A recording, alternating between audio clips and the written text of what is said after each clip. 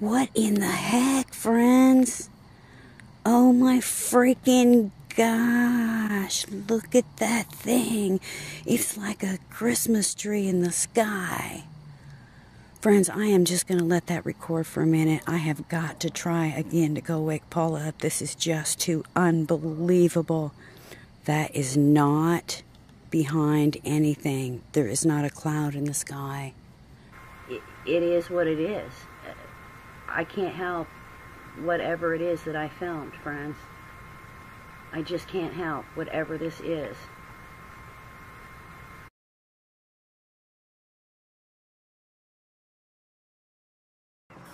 So hi there, Dave Dobbs here. It's the 29th of June 2017 and I'm on the Glastonbury Festival site, and it's after the festival, and it's great to be back in the UK, and I've had a great festival. I've been working in a bar called the Gorilla Bar, which has been a lot of fun, in Shangri-La. It's been a bizarre weekend. Started and just continued in absolute bliss. It started, the really high point you get to sometimes Saturday night, Sunday night, where you've kind of got through the tension, meeting new people, a bit anxious, just got a lot of an old story going on, and the party starts really kicking off, and it starts getting more intense. And by the weekend, you've kind of cleared out all the cobwebs, met all your favourite mates, or maybe you've made loads of new friends, or maybe you've just been blown away by the massive amount of art, and music and creativity, just the whole mind blower, the whole experience, Glastonbury. And then of course, Shangri-La this year, the theme was climate change, which is very interesting because many of you know kind of my views on climate change. It's not that I'm against it, I just think there's something much bigger going on than just climate change. And I think we're not seeing that bigger thing, or we're starting to see it perhaps. And I just thought this was such a fitting place to start this video, because I'm going to give you the dates that you're looking for. I want to do that now, and I don't know what's going to happen exactly those days. I can just tell you more or less what's going on,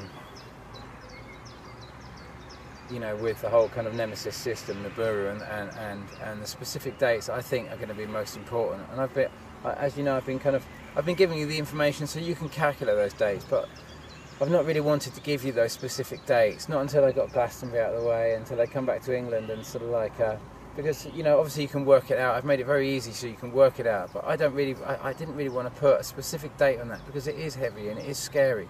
But you've also got to remember that we've come through, what have I got down here? I've got 1, 2, 3, 4, 5, 6, 7, 8, 9, 10, 11, 12.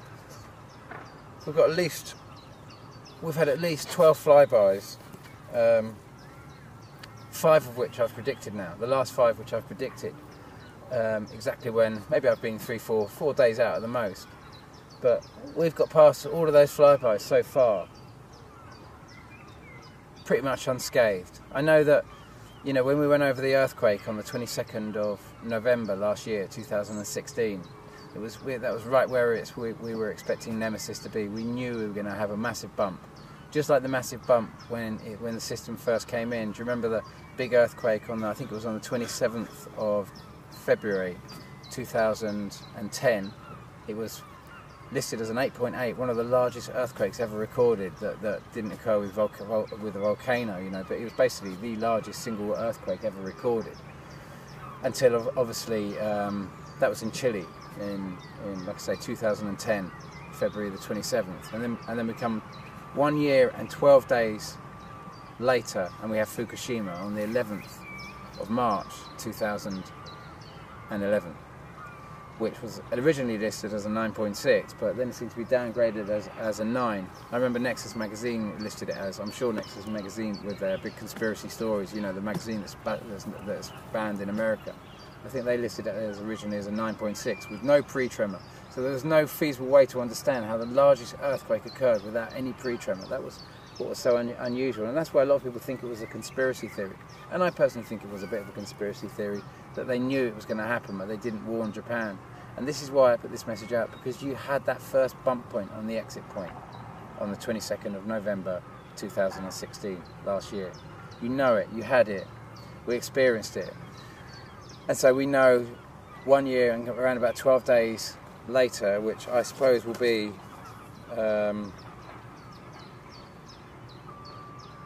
Monday the 4th of December 2017. So around about that time we can expect a big bump point, a big earthquake point, a very big earthquake point.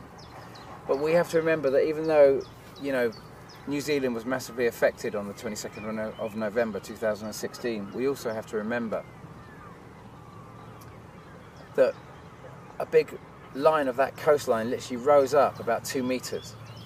And so when we consider that, and that's why I've got the Mendits behind me really in this shot really, because we can see in the last time we had big geological changes, the land that rose and the land that fell away, fell down, the land that is buoyant on magma, basaltic magma, and granite floats on that. And there we saw New Zealand demonstrating its ability to float on that magma. It rose 2 meters. If the ocean floor had collapsed 2 meters, there would have been a massive tsunami. But actually it rose.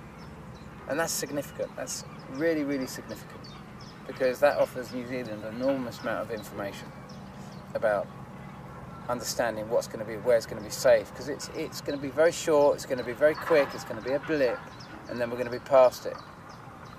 And we don't know the effect it's going to really be. No one knows. And I don't want to put the fear of God through you to say this is things coming, but we saw what happened in Fukushima.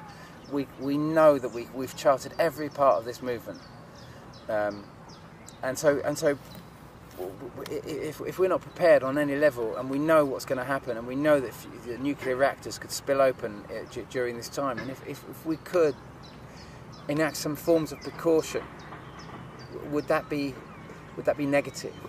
Would that be trying to fearmonger? If we could see something big was going to happen, and we could do preventative exercises to limit damage limitation. That's what I'm talking about. Limit the damage, limit the cost to human life, limit the cost to everything that we can in this, try and go through this as smoothly as possible. And obviously where this is going to end kind of with Jeremy Corbyn and what you've just achieved, what the country has just achieved with this massive turnaround. But before we do that, we need to go through all the sightings that we've had so far. And so you know how I made my predictions, you know, because they weren't predictions, they were just counting the days, you know, that's all I've been doing, and I've been trying to show you that.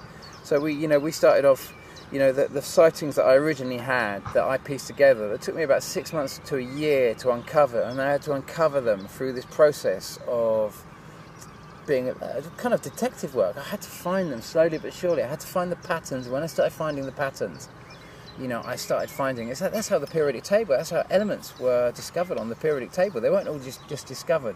They were mathematically mathematically calculated because of the atomic density of specific atoms, you know, specific elements they'd found, and they started calculating the reactions and the atomic density, and they started working out where different things would be kind of in balance, and that's a place where they could hold together, you know, and be stable. And through this process, that's how they discovered many of the other elements. They were discovered mathematically. And I discovered these dates mathematically by working out the patterns, and then I started researching and finding specific dates. And the first one I found, 5th of August 2011, which is this shot. What's today's date? 5th of August.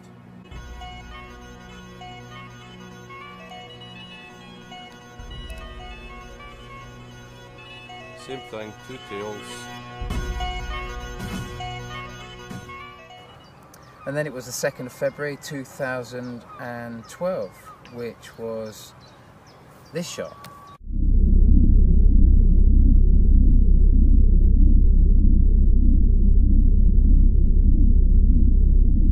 Then it was the 28th of February 2013, which was this shot.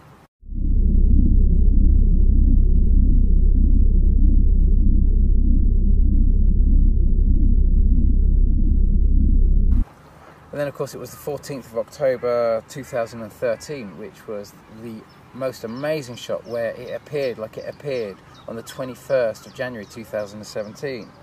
Now that 14th of October 2013 shot, this incredible shot,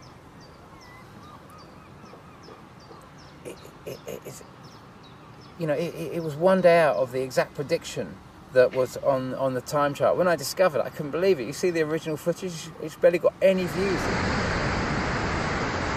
It's silent, fairly bright. At first I thought it was the moon. Size-wise, maybe the size of maybe quarter moon.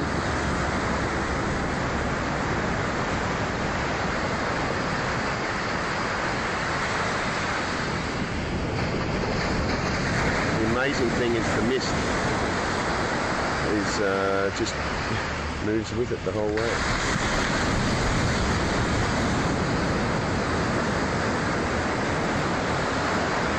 There's the ocean below.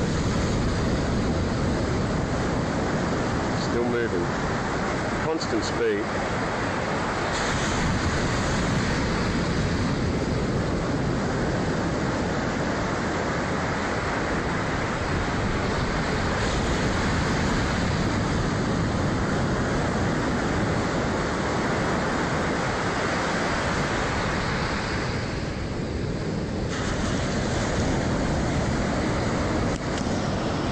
And it's disappeared now.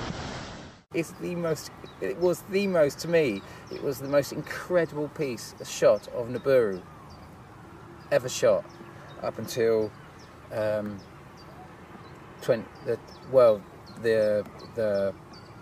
Matt Rogers shot on the 15th of August 2016 last year. And what was the other incredible one? Well, the 21st of January 2017. And now, of course, I'd predicted that massive one. But let's keep going. So 14th of October 2013, then we had the 23rd of November 2014, and that was quite an amazing shot.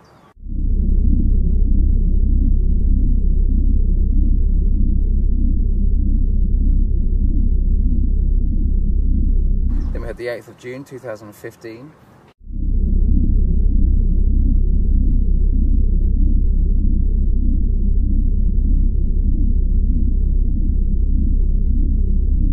Then I predicted, because of all of those, and I'd found those dates, and I'd started working out there was a kind of 198-day, 200-day cycle. I started piecing together, I started piecing together in various animation packages just to try and work out the maths of this cycle and how it all fitted together and find a way to fit it all together. Of course, we just didn't know. We would know roughly by the size of it on... you remember I predicted on the 22nd of December 2015 that it would fly by and it would be big, there'd be floods, there'd be all sorts of things going with it. And of course it really did flood in England. We had sinkholes open up, we had the most incredible storms we'd ever seen, some of the biggest storms we'd ever seen. It was beginning to reach the crescendo, and of course it's all starting now, as you can imagine. We're going to get to that. So I said on the 22nd, and then we had on the 20th of December 2015.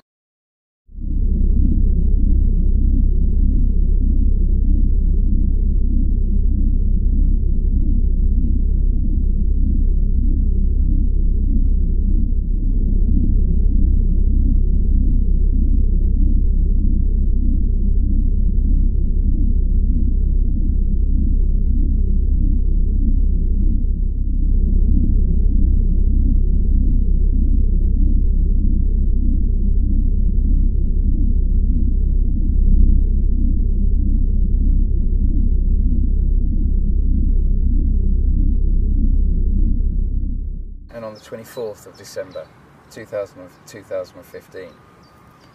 What the hell is that? Oh my freaking gosh, I gotta get out here. What is that? Holy moly. Holy moly. That's no freaking airplane. December 24th, 2015. Central Indiana. This is Becky Lewis. Oh my freaking God. Are you kidding me? Sally, bar the doors. That is no freaking airplane, friends. Let me tell you, that is no freaking airplane. That's in the southeast, where I always get the red glow. Holy God. Shit, I can't even hold it still. Please, excuse my language. Oh my gosh. I am just tripping out. What the frick? Oh my freaking gosh. Friends, it is going to go behind that stuff and I won't be able to see it anymore. Oh my gosh. And then, of course, I've made a video saying, okay, if this thing is really exiting the sun as I'm predicting it is, at some point or other, we're going to see a 100-day point. Because the point that is being closest to the sun, as this thing is going over the top of the sun, the point of the Nibiru cycle that has been closest to the sun, as the Nemesis system has been going over the sun. The point that was closest to the sun, if it was truly on an exit trajectory, that point would cease to be closest to the sun because it would also be moving away from the sun with the whole system. So I put this out, and do you remember Becky Lewis posted, I believe, on the 29th of March 2016 that we would see it, it would pop into view, and sure enough it popped into view. That's when I was really beginning to triangulate the position of Nemesis itself, the dwarf planet.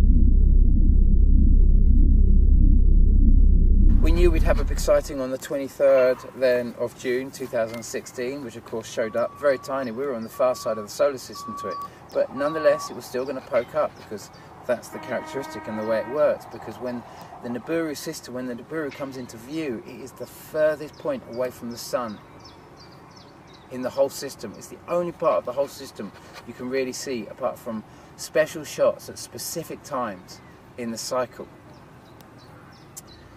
So then we come to my next big prediction. I said, well, when we pass on my timeline, that of literally counting the days, the next big timeline was obviously the 25th of January 2017, and obviously I have to keep using this data and this timeline because it's so essential, because there's new people coming to this all the time and they need to fully understand how this has been calculated. And so obviously the 25th, it flew by on the 21st, the day after the inauguration of Trump, and we saw, the Mexicans saw it as the fist of God. They didn't see it as Nibiru, but nonetheless it was exactly as we saw it coming in on the 14th of October 2013. Same form, came in exactly in, and then it flew by. And of course we were right next to it then, but still the whole, if you like, the whole orbital of the Nibiru system was still very much between us, between Earth and the sun. Even though it's dropping, the whole system is dropping below the ecliptic of our solar system. The last part of it to drop through is that top orbital pathway of Nibiru, the furthest orbiting planet of the Nemesis system. The last bit to plunge through the ecliptic. And this is what we're coming to now. And so let's turn this over now and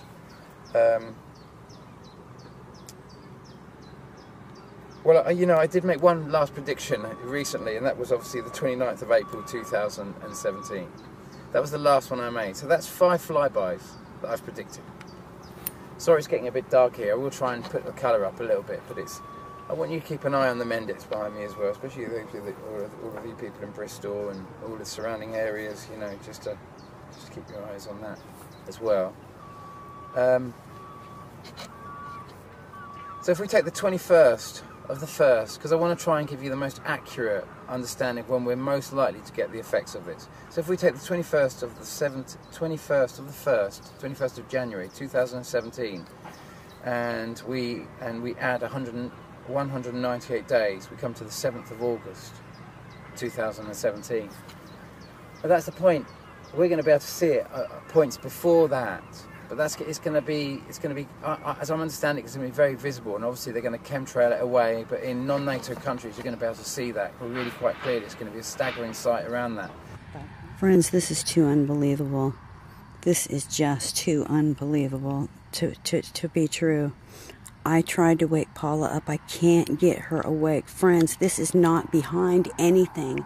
It's up in the sky. There's no trees. There's no clouds. Look at this thing. Look at it. What in the heck, friends? Oh my freaking gosh. Look at that thing. It's like a Christmas tree in the sky. Friends, I am just going to let that record for a minute. I have got to try again to go wake Paula up. This is just too unbelievable. Look at that thing. I want to zoom in.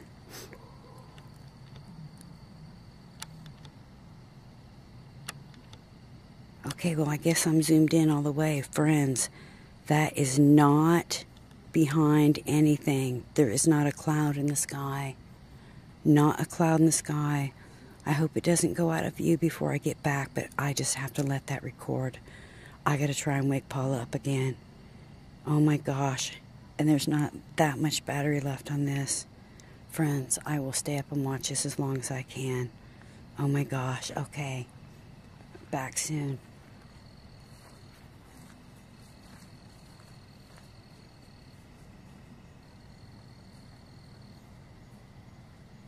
I don't know what to say about it. I really don't. I mean, it is what it is. I can't help whatever it is that I filmed, friends. I just can't help whatever this is.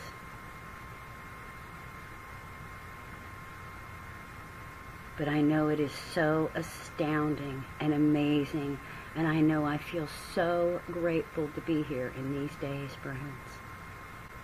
And I feel that now more than ever is the time to lift each other up in love and do everything we can to help in any way that we can, anywhere that we can. This is one of the most astounding things that I have ever seen in my life, friends. And I just can't help but feel so grateful to be here. And then it's in our night sky at that point, but it's illuminated, and it's going to start heading in towards Earth. But as I'm seeing it,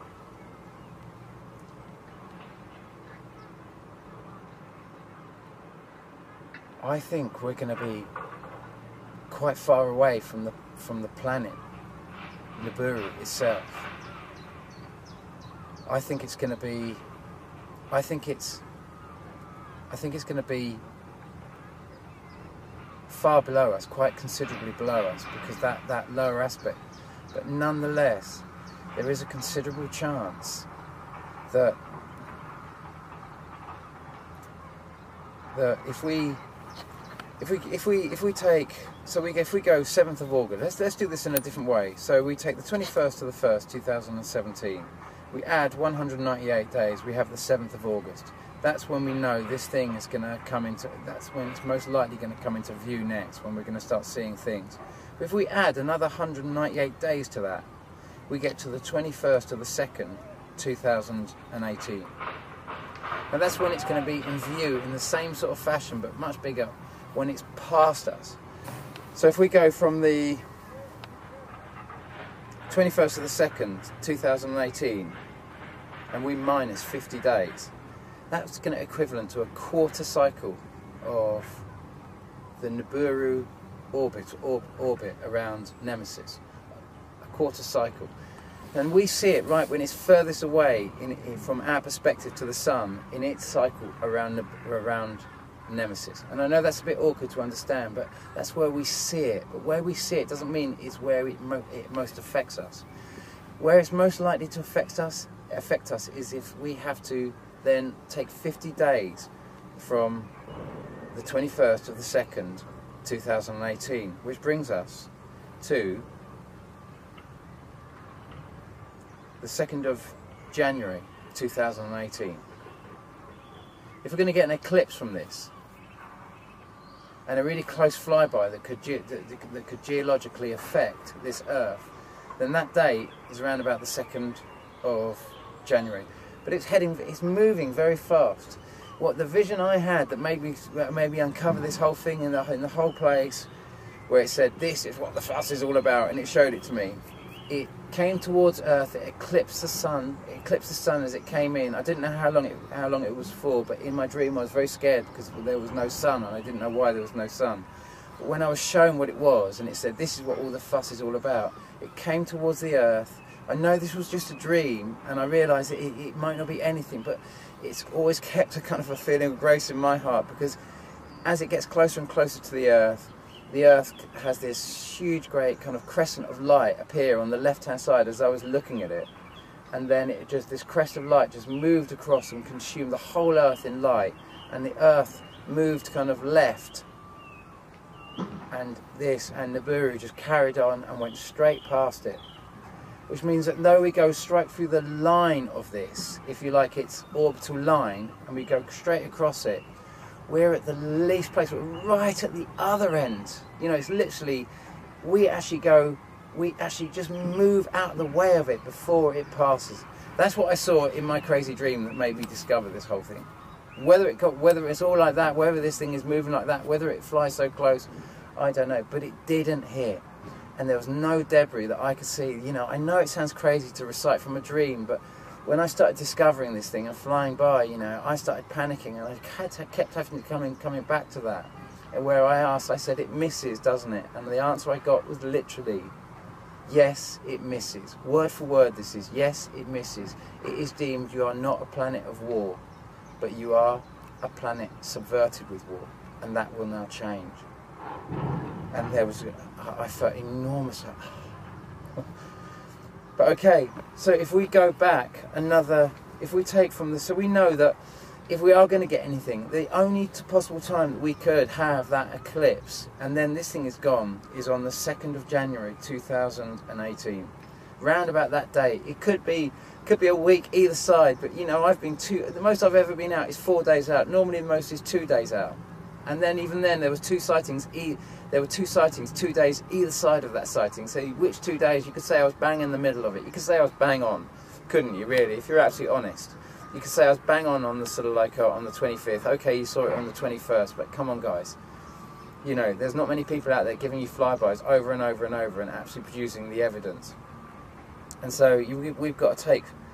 We've got to take another 50 days off that 2nd of Jan to come back to the 24th of September 2017, which is, we're going to be equally close to the other side of it, but to me that's going to be below the ecliptic at that time. I'm praying that it's going to be below, but nonetheless we are going to be in the vicinity of a lot of the debris that's in the tail of this.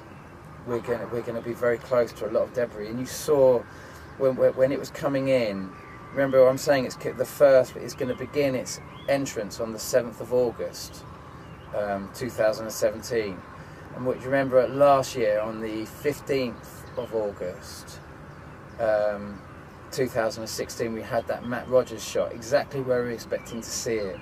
And then we had all those kind of like shots from Jeff P where you saw it coming in the night sky, not coming from the sun, but the other way where it's coming in the night sky, and you kept seeing those 4 dark silhouetted tails of it. But Matt Rogers admittedly did catch the best shot on the 15th of August last year, and it was midnight, wasn't it? It was nearly midnight. It was 11 o'clock, 12 o'clock at night or something, and it was the most staggering sight, and you saw it as if it was coming towards the Earth. It wasn't actually, it was spinning off, but from that perspective it looked as if it was coming towards Earth, just like it looked on the 14th of October 2013. It looked as if it was coming towards Earth, and you could see the boulders silhouetted by the sunlight that was just below the horizon. Well, it wasn't just below, but the sun was obviously long since set. But that whole tail was catching the light, which was lighting up all that debris in its tail. And we're going to be close to that, around about. I'm saying, on my date calendar, when I add those days and I take 50 days off, it's the 24th, but it's kind of, you could say it's more like 49 days, so it's 23rd, 24th, isn't it? 23rd, 24th of September, which is the most likeliest chance when this thing really comes in, and that's gonna, you can bury gold under the ground. When you go back and get it afterwards, it's going to be of value still, and it's going to be of value to all around the world, because we've always had gold as a primary value in this world. But when we have our fiat-based currencies, which are based on their speculative value, and everyone pulls their money into a safe haven at the same time, fiat-based currency is going to struggle in that, and so that's why there's so much attention to build all these new currency systems, because can fiat-based currencies weather this storm? And so we don't know what's going to happen on the 23rd of September 2017. When I think about it, I do tremble a little bit, and I realise it's a big thing, but unless we're willing to address these big problems, and you have to also understand there's a very big thing just happening before that, because obviously NASA is announcing that they're going to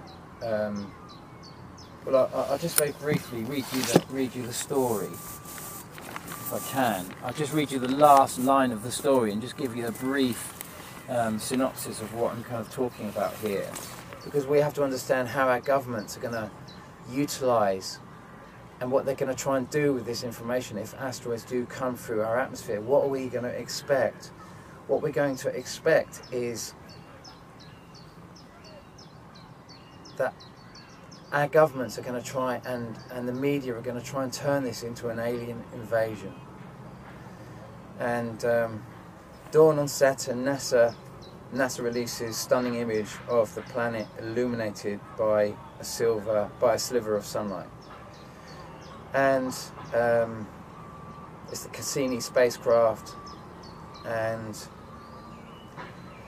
if I come back to here, on the last line, and this seems to be a quote in the Daily Mail, and it says, "In September, Cassini's mission will be brought to a dramatic conclusion as the spacecraft will be directed to dive into the giant, the ringed giant." And so we are going to be colliding a satellite into a planet that we know very little about, and that's going to be on I believe that's going to be on the 17th of September. And that's a very significant time to be conducting really quite an invasive manoeuvre on another planet you don't know much about. And that really needs to be considered, what the intentions of that is at this specific time. How they're going to play this. They're going to, where this is going to be a massive attempt to drive this whole plane into a massive, great, aggressive war, and we're not too sure who the enemy is going to be, and we don't know what's going to be the precursor, or where they're going to draw the kind of notion of where the enemy is coming from. But they're going to have a story for sure, and it's not going to be Nibiru's tale.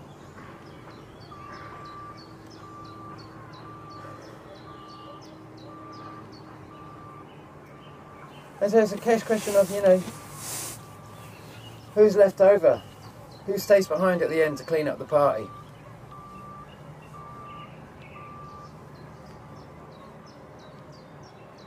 and who makes it through this, and how we make this through this, and whether it's a really easy passage or whether it's a very difficult passage. And I can promise you, this country has turned everything around with what happened in that election result.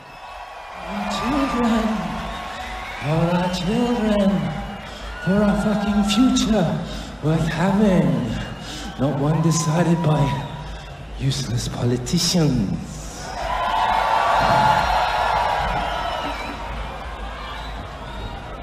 Hope.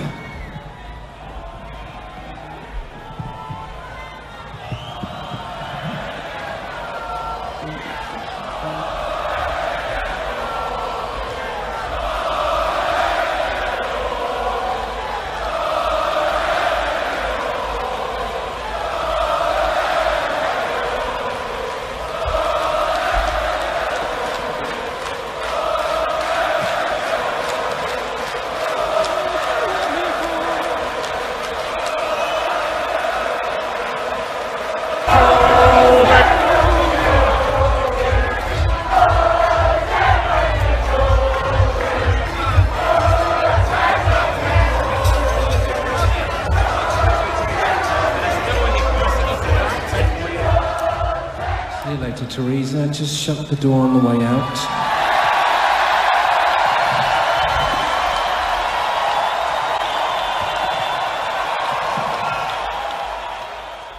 So when you absolutely know that 49% of the people are going to vote, when you know it's actually 50-50, but one way or the other for Brexit or Europe, but 1% of those won't be able to vote because they will be at their church, and this is their church.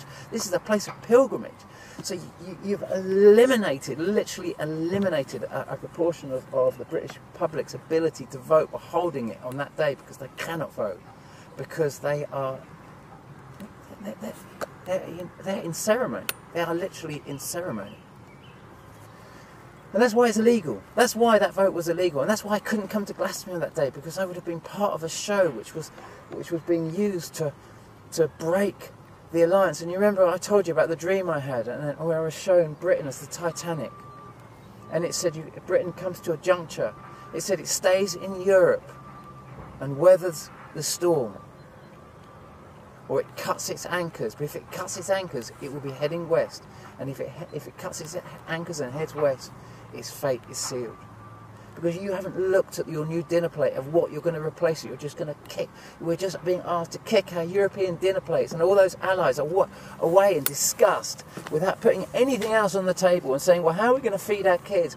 All those things that we died for our ancestors and died for in the Second World War, so that we might have these sovereign rights, and they may be more robust than we ever realised.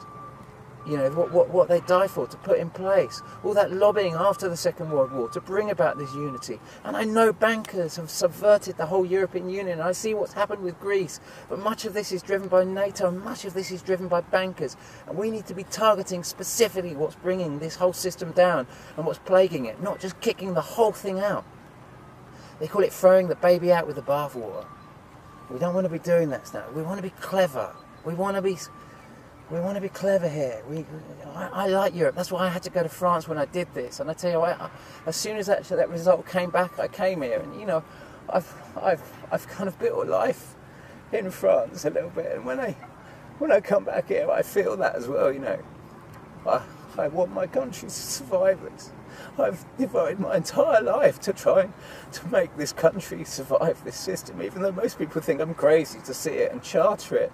All my closest friends, my allies, people I've loved all my life, the legacy that has brought me to here at this time, I don't want to see that go. When I felt that, I tell you, this country came into great joy. I felt it. You all felt it, just like you felt it plummet on that Brexit vote day at the Bliss Festival. You felt it. How many of you had tears in your eyes now, then, like I have tears in my eyes now? How many of you cried with joy on the day of that vote? Felt the lifting of that veil, felt that you changed something, that you'd stopped some real dark, deviant pathway, because it's been so much at the last moment. You've really massively aided the process of us getting through this. And so But I have to follow this pathway, and I have to stay true with what led me up to the Pyrenees to show me this place. And I realise I've got to be true with this message as well. But you understand that granite floats on magma. You know, I told you it, and then you saw it. How I told you that would happen, and you saw it happen on the 22nd of November when that big earthquake happened. Guys, it's been a long message. I know, but it's probably going to be my only message in Britain. But I want you to know that I've come back here to try and put maximum effort into try and raise this vibration and do what I can all the way through this, you know. And you're going to have to engage in this if you want to get through this, because you're going to be challenged, and you're not going to believe it's real until around about the sort of like late September, 23rd, 24th, and when those things start coming through, many systems might start going down. And so I've tried to give you all the information of everything you need to know how to deal with that. I don't know much more than that. You know, I really don't. I'm told a very specific amounts of information that with the elements that I'm working with in the process that I do in my writing and in the process I do to get the answers that I do. And I think that's probably as much as I could actually handle knowing in myself, you know. So just know that you've changed so much in this country by the result in that last election, and the ball is so much in your court now, more in your court than you can ever realise. You know, you hold the vibration of this country, all of you, in your hands, and the future generations that can live on this in this country and indeed in this earth are there by the invitation that you afford them now, by the efforts that you make now to keep the vibration of this earth as high as possible, whilst they attempt to pull it down and turn this whole thing into an aggressive, invasive kind of world attempt just to bring the whole realm into a war for their specific agenda. And their agenda is a much more complicated thing that I can't really go into so much in this video. But if you watch my Mars videos, you know, about how the water from the Great Flood came from Mars, and you can understand what is attempted to achieve by driving this whole plane into war, because of all the souls that will be stranded on this earth if the platform on which the life exists is destroyed. If there's nowhere for those souls to incarnate, then you have a ghost realm. You create a hungry ghost realm, and that was what was created with Mars, and that's what the subversive forces are attempting to do with Earth, is turn it into a ghost realm. Raise the vibration, bring it up, keep the vibration high. Everything you can do. This is your greatest challenge. This is why you came to this Earth for this time. Good luck. And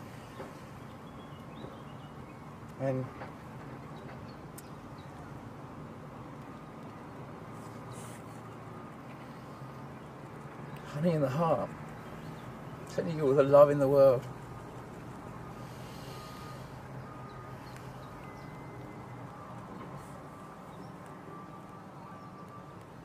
Good luck.